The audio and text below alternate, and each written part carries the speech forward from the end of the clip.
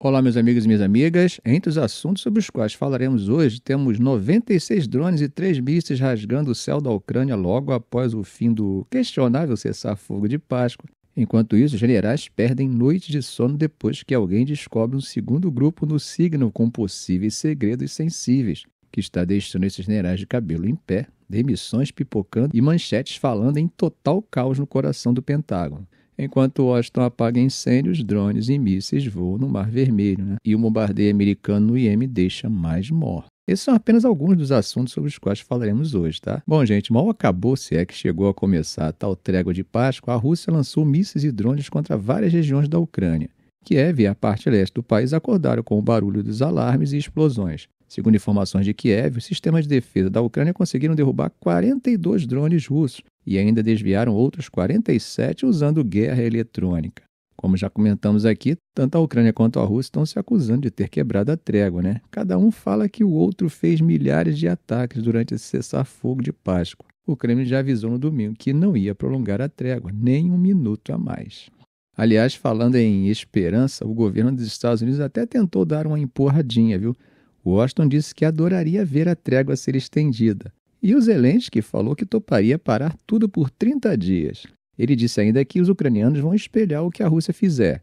Se atacar, vai ter resposta. Se parar, eles também param. E ele ainda mandou aquela frase de impacto, Ações falam mais alto do que palavras. Segunda-feira, horário local, quando começou o alerta de ataque aéreo no leste da Ucrânia. Kiev também ficou em alerta por mais ou menos uma hora. Bom, oficialmente não teve ataque na capital, mas lá em Mykolaiv, que é uma cidade portuária, mísseis russos atingiram a região. Do lado russo, a região de Voronezh, que faz fronteira com a Ucrânia, também tocou sirene. Kursk e parte de Belgorod, outras regiões russas ali perto, também ficaram na atenção por causa de ameaça de míssil. Bom, gente, mesmo no domingo, quando teoricamente a trégua estava valendo, a situação no fronte não parou, Segundo Zelensky, só na área de Pokrovsk foram registrados os piores ataques. Os ucranianos relataram quase 3.000 violações do cessar-fogo pela Rússia. Mas e do outro lado?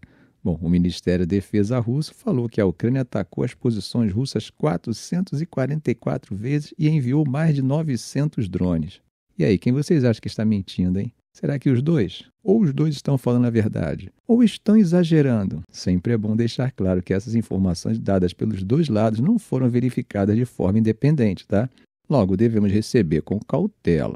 Diz que espera que Rússia e Ucrânia consigam fechar um acordo de paz ainda essa semana. Será uma pressão ou deadline para o esforço de paz? Bom, meus amigos, mas em meio a tudo isso, o Kremlin disse ontem que ficou satisfeito com a posição do governo Trump de descartar a entrada da Ucrânia na OTAN. Isso mesmo. A Rússia ouviu de Washington em vários níveis que a adesão da Ucrânia à aliança está fora de cogitação. E o porta-voz Dmitry Peskov deixou claro, isso está totalmente alinhado com o que Moscou queria ouvir. Bom, para quem não sabe, a entrada da Ucrânia na OTAN sempre foi vista pela Rússia como uma ameaça direta aos seus interesses. Na verdade, a expansão da OTAN em direção ao leste, mas a intenção da Ucrânia teria sido a gota d'água. Foi justamente essa tensão que levou lá em 2022 Putin a ordenar a entrada das tropas na Ucrânia, desencadeando o maior confronto entre Moscou e o Ocidente desde os tempos pesados da Guerra Fria.